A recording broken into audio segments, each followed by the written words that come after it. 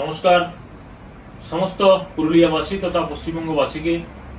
আপনারা জানেন যে আমাদের বর্তমান পশ্চিমবঙ্গে ভারতীয় জনতা পার্টির সরকার হয়েছে। আমরা পশ্চিমবাংলায় ক্ষমতায় এসেছি এবং আমরা যেটা ঘোষণা করেছিলাম যে মহিলাদের জন্য অন্নপূর্ণা ভান্ডার মাসে ৩,০০০ টাকা, যেটা ১ জুন অ্যাকাউন্টে ঢোকার কথা। তো এই নিয়ে অনেকেই চিন্তিত যে ডিবিটি আমরা কিভাবে করব।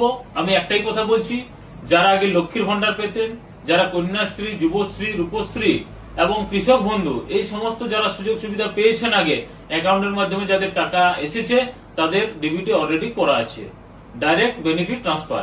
তো এই নিয়ে আপনাদের চিন্তার কোনো বিষয় নেই, আমরা আপনাদের পাশে আছি। আমাদের এমএলএ সাহেবরা আছেন, আমাদের এমপি সাহেব রয়েছেন, আমাদের জেলার সভাপতি থেকে জেলার সমস্ত নেতৃত্ববৃন্দ সবাই আপনাদের সাথে আছে, রাজ্য সভাপতি থেকে শুরু করে মুখ্যমন্ত্রী সবাই আপনাদের জন্য চিন্তা করছে। আপনারা অযথা চিন্তিত হবেন না, ডিবিটি নিয়ে আপনারা কোনো বিভ্রান্তিতে কোনো কান দেবেন না, আপনারা নিশ্চিন্তে থাকুন, আপনাদের অ্যাকাউন্টে কিন্তু টাকা পৌঁছাবে। আমি আবার অনুরোধ করছি সমস্ত পুরুলিয়াবাসী তথা পশ্চিমবঙ্গবাসীকে যে আপনারা ডিবিটি নিয়ে অযথা বিভ্রান্ত সৃষ্টি করবেন না। সরকার আপনাদের জন্য ভাবছে, আমাদের আধিকারিকরা রয়েছেন, তারাও আপনাদের জন্য চিন্তা করছে।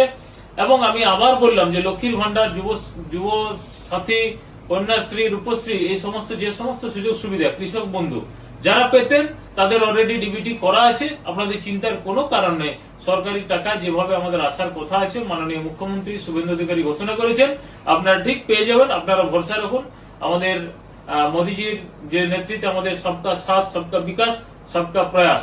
তো আমাদের এই নিয়ে আপনাদের চিন্তার কোনো কারণে আমরা টাকা ঠিক আপনাদের অ্যাকাউন্টে পৌঁছে দেবো আমাদের সরকার। ধন্যবাদ।